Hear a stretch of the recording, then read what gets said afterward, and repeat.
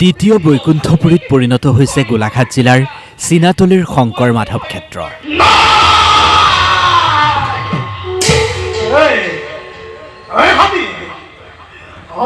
অৰণ্যম ট্ৰাষ্টৰ উদ্যোগত চিনাতলীত চতুৰ্থ সংখ্যক সদৌ অসম ভিত্তিত ভাওনা প্ৰতিযোগিতাৰ দৃশ্য এয়া।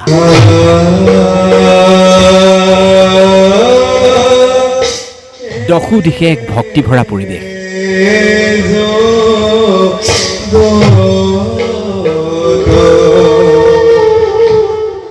অসমৰ ভিতৰতেই সৰ্ববৃহৎ ভাওনা প্ৰতিযোগিতাখনি উদ্বোধন কৰিলে খুমটাইৰ বিধায়ক মৃণাল শইকীয়াই।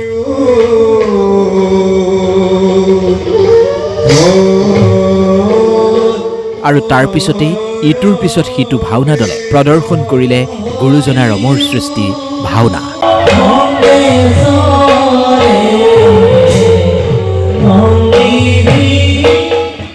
লখিমপুৰ, মাজুলী, শিৱসাগৰ, যোৰহাট, গোলাঘাট আদি বিভিন্ন ঠাইৰ ৩৪টাকৈ ভাওনাৰ দলে অংশগ্ৰহণ কৰিছে এই প্ৰতিযোগিতাত।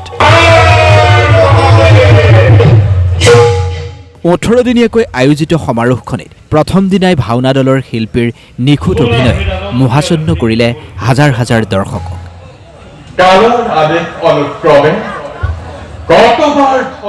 দক্ষযোগ্য ভাওনাখনিত এনেদৰেই অভিনয় কৰিছে দক্ষ ৰজাৰ পৰা মহাদেৱলৈকে সকলো শিল্পীয়ে।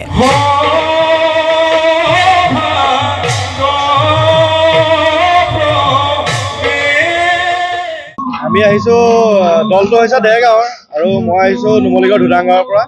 বহুত ভাল লাগিছে এনেকুৱা এখন মঞ্চত, যিখন মঞ্চত প্ৰায় ৩৫খন ভাওনাই অংশগ্ৰহণ কৰিছে।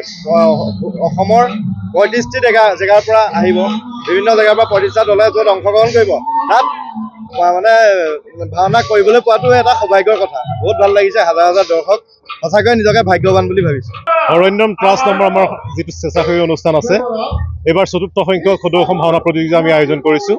এইবাৰ ১৮ দিনীয়াকৈ এক বৰ্ণাঢ্য কাৰ্যসূচী আমি আয়োজন কৰিছোঁ। আমাৰ প্ৰতিযোগিতাখনি চিনাতলী উচ্চতৰ মাধ্যমিক বিদ্যালয় খেলপথাৰ আমাৰ শংকৰ মাধৱ ক্ষেত্ৰত আজি ইয়াৰ প্ৰথম দিনৰ কাৰ্যসূচী। ইতিমধ্যে ভাওনা আৰম্ভ হৈ আছে।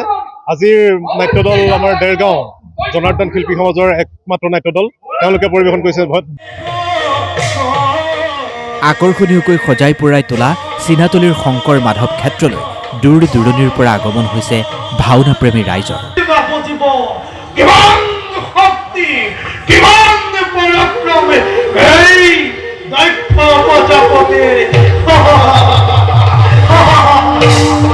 খুমটাইৰ পৰা বেদাংগ তামুলী, DY365।